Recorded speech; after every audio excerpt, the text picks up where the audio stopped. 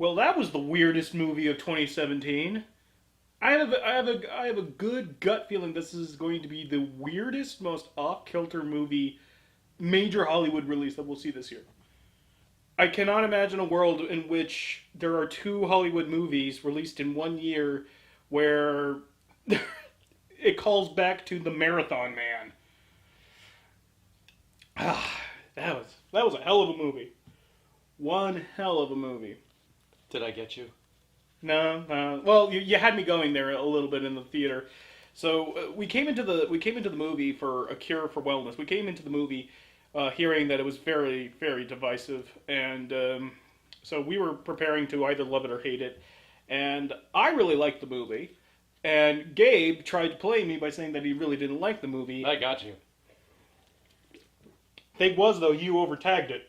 Was that we were walking back to the car. We were walking back to the car, and he was just trying to like mother, like, "Rrr," and he starts saying like such an anti-feminist movie, and I'm looking at it. You do realize everything that happened in that movie that was anti-feminist, the bad guy did it. So it kind of goes with the territory, and then he Well, the couldn't. thing is, I started out easy, like, oh, that's, at the end of it, I'm like, oh, I don't know how to interpret the ending. That makes a shitty movie. I should have picked it up then. And I kept going. I wanted to keep pushing it. I had to keep pushing it to see how far it could go. And so I decided to pull out my tried and true anti-feminist message one. And then it was like, okay, now I know you're horse dicking me around. Like my ears did perk up when you said like, of course you're not supposed to get the ending. That makes for a shitty movie. When you said that, my ears did perk up. That's pretty contradicting to what you usually say. It's like, I never known you to hate a movie for an ambiguous ending. It's like, that's weird. I guess like this is the exception that proves the rule. But this was like my way of trying to contain it all until we got here to put it on camera, and I just couldn't do it. I was like, I need to talk about it. I can't do this.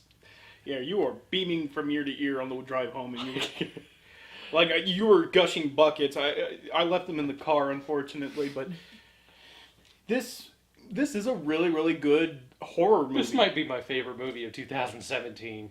Oh wow! This early in February. This early, I can say this is going to be on my top 10. Easy. I'll have to wait until as the year comes, but I mean, if we're judging by what we've seen, just this year so far, this has been a much better year for movies than Yeah, 2016. I mean, John Wick 2. John Wick 2 first and foremost. Like, yeah, just the messiah of action films. John Wick 2, fucking Lego Batman, Yeah. and now like three contenders for movie like top 10 movie of the year. Just like bam, bam, bam, right, like one right after another. Of course, there was 50 Shades Darker in between, Which them, I which didn't. thankfully you got to miss. Well, that just means our top 10 worst of 2017 is going to look a lot different. Yeah, well, I mean, that one's an easy one. It's a no-brainer. It's a shoo-in. I'm glad to get that off my bottom 10 list because it's obvious. Yeah, it's obvious. Now I can actually like creatively think about other films Oh, that are contenders. as if to imply that my list is going to be some kind of hack list. It's just gonna be like, well, 50 Shades was bad, and it's like it's a trisurgent, indivergent, detergent, remergent. Oh, I know. Oh, okay. I was wondering, like, where the fuck are you going with this? Like, oh yeah, but we're let off. We're let Like off. the if hook. that would happen, but it's gonna be on DVD though. I But guess, it's going to be on cable. So we oh, got. it's not. It's gonna be on DVD. Yeah, it's going to be yeah. That is bad. Oh, yeah. Like Resident Evil 7 was in theaters, but you're not gonna make it. You're not gonna be sharing the big screen. Okay. And not even like HBO or Showtime. Can't say you deserve better. It's going to be like on TBS or FX. But that's that movie. But that's like a lead up Yeah. to present this movie, which is. I'm just coming right out of it, and right now it feels like the best movie I've seen of 2017.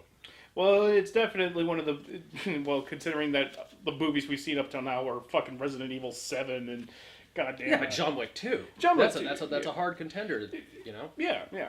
But excuse me again. Ah, God, shouldn't have had that double. It's like I'm drinking this and it's affecting you. I know, it's like a ventriloquist Maybe trick. you need to drink more water. Spoiler. But Well, I think that's pretty obvious from the trailers that water's in the movie. yeah, but all right, we're gonna try to talk about this movie with. Let me put it this way: if we don't mention water, we might as well just turn this damn thing off right now because we can't say shit. Yeah. This might wind up being a kind of a shorter vlog because we don't want to spoil anything, and it's going to be hard to talk about this movie at length because it is a horror movie and a thriller movie, and part of that comes in with the territory comes not really knowing what's going on. Yeah. So, suffice it to say, if you've seen Shutter Island, then you know the basic setup of the movie.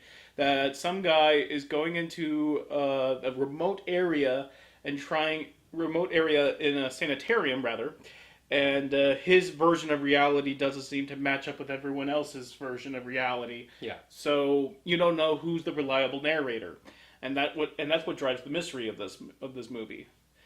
And but I think from a movie making perspective, the narrative is strong enough that it can gloss over some plot holes and mistakes in the story proper, but through the strength of the strength of the mystery and the strength of the performances certainly, and the strength of the cinematography and set design, soundtrack, the set design, the soundtrack you said, and the lighting, everything was perfect suspense horror. I've been waiting for a movie like this for probably at least 10 years. I've been waiting for a movie. I mean, like, there's things I want to say, but I don't know if I can say them because it will give things away.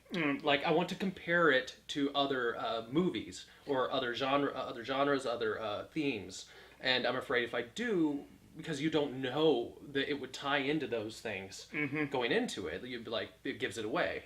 So I can't. So my best, if you're still having some reticence to see this movie, let me assure you that it deserves its R rating. Oh, hell yeah. It deserves its R rating. It's not the most disturbing movie I've seen. Not in like a gore fest way at all. Not to say that there isn't gore. There is. Okay, but it's not a slasher film. Oh no. Like the gore, it hits hard and it is visceral. It makes you wait for it. Hence the suspense part of it. But I will say this: that if you're squeamish, especially around dentists, hence the Marathon Man reference. Yeah, you made the reference, and I know it's from. I haven't seen the movie. I need to see it. Yeah, it's another classic. It's another good Dustin Hoffman performance. And considering what that movie's about, you'll see more than just a few echoes. And if you see Marathon Man, then I think you know where I'm getting at. But if you're squeamish around dentists, and if you're certainly squeamish around body horror, in certain regards, then... But this isn't Slither. It's not The Fly. It's not The Fly. This movie touches on many things. Let's put it this way. It touches on a lot of things. But it's not any of those things conclusively. It's sort of a mixed grab bag of a gothic horror, body horror, suspense, and psychological thriller, and oddly enough, a romance, a love story. Exactly, and that's where that was the final ingredient that won me over. That that really just devoured me for this film. Just. It definitely spoke to me, and that sounds really weird, actually, coming from this film. But yeah, especially considering the contents of the film. But there's a lot of jokes I want to make, but I can't. It's not like in reverence and respect of the movie. And speaking of reverence and respect, it's time for us. It's been a long time coming, but we finally get to gush about our favorite actor of all time, Dane DeHaan. It's been a hot minute since we've seen Dane. Oh, God, yes, it has. Yeah, last time we saw him was in the Amazeballs Spooder Bro 2.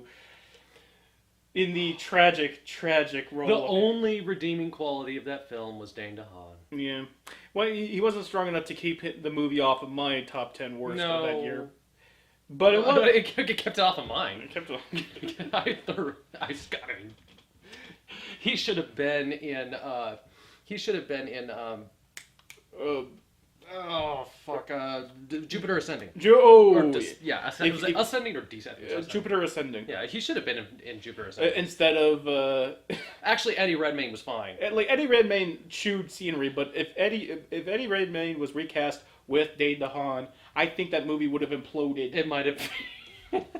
There was just too much scenery chewing. There would not be enough scenery for him to chew. He would go into other movies to chew on that a black hole. Yes. Yeah. You will believe a man could eat his own head, and it's Dane DeHaan. It's like have you ever seen a man eat his own head? And Dane DeHaan. Dane DeHaan, exactly. Dane DeHaan plays the lead in the movie, and by far and away, he is the driving force of this movie, paired up with a wonderful villainous turn from the main antagonist. Do you remember the actor's name? I do not, but here's the thing: I shouldn't say that because that would give too much away.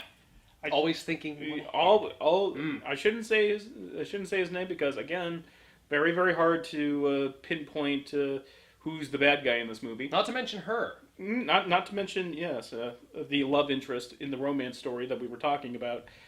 Pretty much everyone from the ground up, from the bit players to the one scene wonders, like I said in John Wick 2, all came together and worked with this wonky bonkers script that I was surprised was adapted into the movie that we wound up seeing. This is not a cheaply made movie. Far fucking from it. And this is a risky film.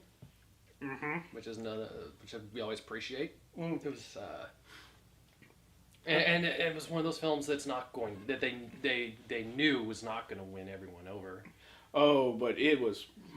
I mean, like Gore Verbinski, the director of the goddamn pirate movies. Yeah, he directed this. What? Gore Verbinski, the director of the Pirates of the. Yeah, directed this. I know, right? You're this internal struggle that you're dealing with right now is beautiful to behold. I think you're experiencing all the range of emotions that a human being can experience right now in this Pirates of the motherfucking amnesia-struck Johnny Depp Caribbean. Yes. Gore Verbinski directed it. Oh, and directed this movie. That is very It's conflicting, isn't it? Wow. Are you sure? Yes, I am. Gore Verbinski, yes. Huh.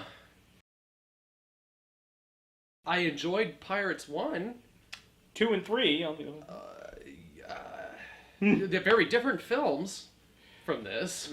Well, the thing with Gore Verbinski, when you really look back on those films, you realize that there are a lot more horrific and gory, to coin a term, than you would think that a Disney Pirates movie would be. I mean, like the first movie, it featured like rotting skeletons. That's true.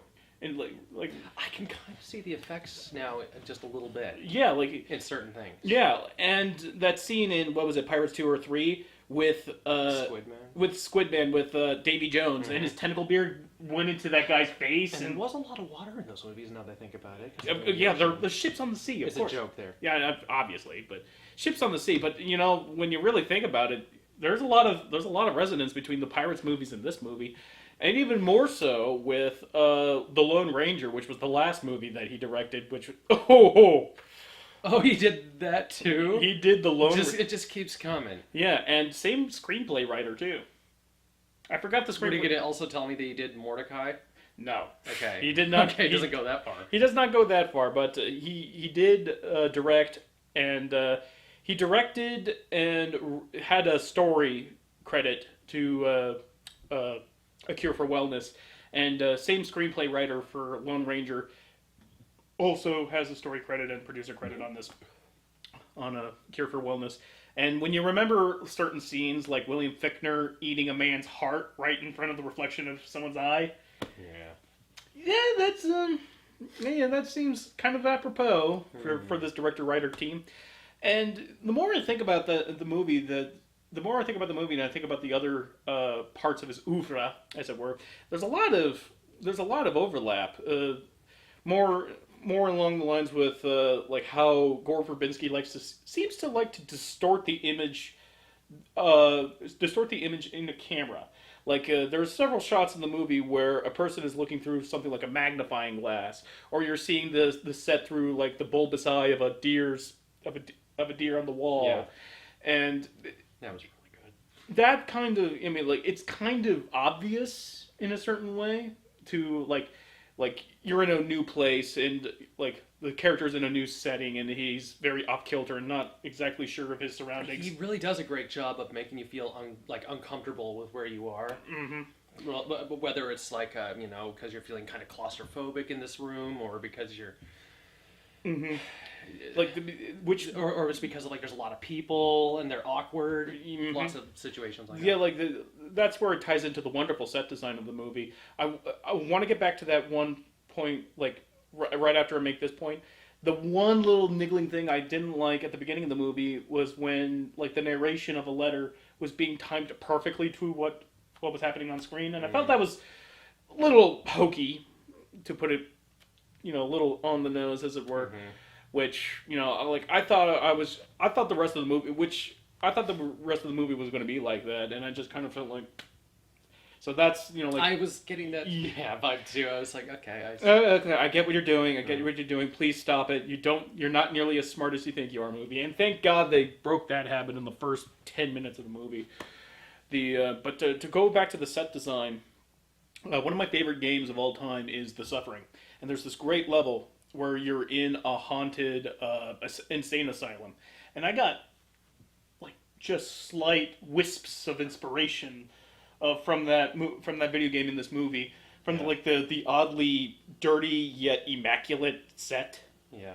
I need to revisit that game Yeah, like because it's been so long. yeah, it is, like I said, one of the best horror games I've ever played in my life.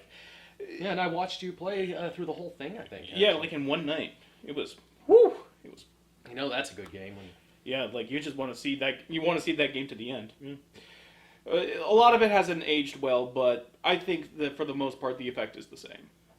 But to go back to like the set design, like how you're in a kind of clean environment, but it's for like it's supposed to be, it's clean for like medical reasons. It always feels like the place seems dirtier than it actually is. Yeah.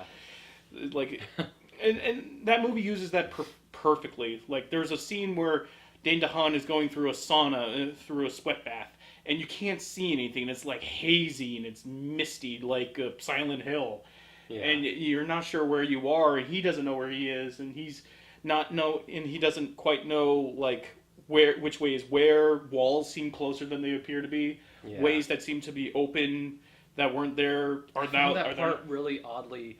The beginning of the movie was way more uncomfortable for me than the latter part. Oh yeah, because you haven't had your bearings yet. Yeah, I didn't know what to expect.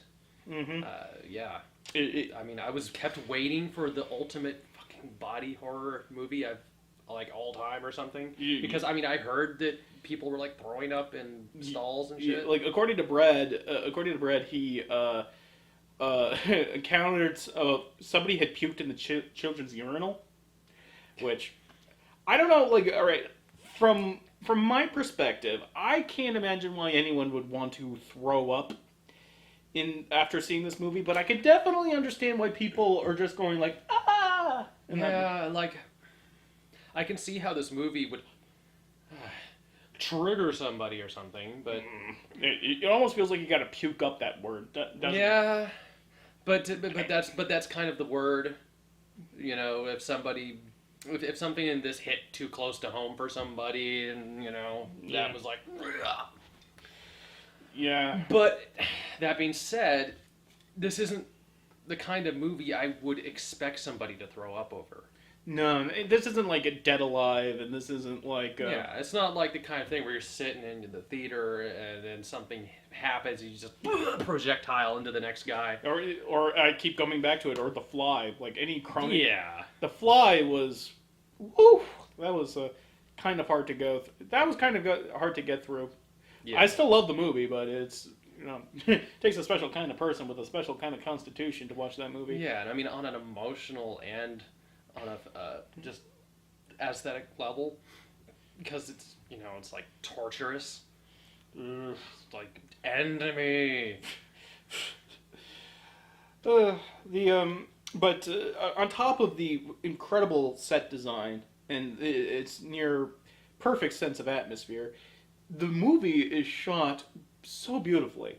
There's this line in the towards the beginning of the movie where they say like we're in the Swiss Alps, so like it's one of the most beautiful parts of the world. They ain't whistling Dixie. Yeah. God damn, does Gore Verbinski know how to shoot a landscape? That was so beautiful. And and then there's that romantic part of the film that really got me. Yeah, and A castle on a hill. mm-hmm. So it's a Swiss castle, and you're seeing like there you are right at the foothills of the Alps, of the Swiss Alps, and God, talk about perfect writing. The love interest is sitting at a wall and she's talking to Dane DeHaan, and Dane says like doesn't anyone just like go off into the town later? It's like no one leaves because no one wants to. Why would anybody want to? Why would anyone want to? And then Dane just kind of looks at the scenery. And it's like, Good point. it's like wow, that's like if Skyrim was like right here in real life. The genius of that scene, the genius of that writing was that this entire exchange happens in one shot, and it's just like huge Alps in the background and the characters in the foreground with the backs towards the camera, so they're just looking at this incredible mountain vista. I mean, obviously with Skyrim, taking from fjords of Nordic, Scandinavia, but it's just this captures exactly what I would want to see if I were to travel. Yeah, it's just like you go up to Switzerland and you you take in the glorious mountain air and the pure crystalline mountain waters. Yeah. If you want to get that joke, see the movie. Good seafood. Yeah. Oh God, that's if again I run into the trouble of wanting to talk more about this movie, but it comes down to specific scenes. It comes down to just dissecting it a little too much. Yeah, and God, because there's so many things to compare it to. Yeah, but it all will detract from the. It will all detract away from the initial enjoyment. I can't wait to get this movie again on like Blu-ray and dig a little deeper and see what I missed. Definitely, I'll watch that with you. And like Amy ducked out of this movie because she felt like because we had the warning that it was going to be a pretty grisly movie, and it is. There are scenes, but it's not, like I said, dead alive. So I'm thinking that she could handle this, but I will ask her like some pretty key questions, and to gauge her reaction to it. Good idea. But as I said, if you have a thing with dentists, don't see this movie. If you have like body horror phobia, don't see this movie. Yeah.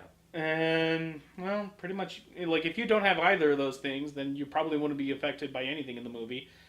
How twisted and fucking grotesque it can be. And it is a very, very, very uncomfortable movie.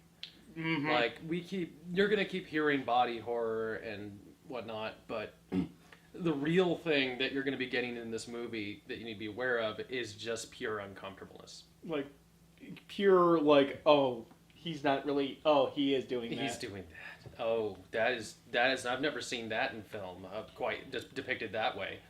Yeah, it's there's very, very few things in this movie does not show you. Like, are they going to pan away for this scene? No, they're not. Oh, okay. Mm.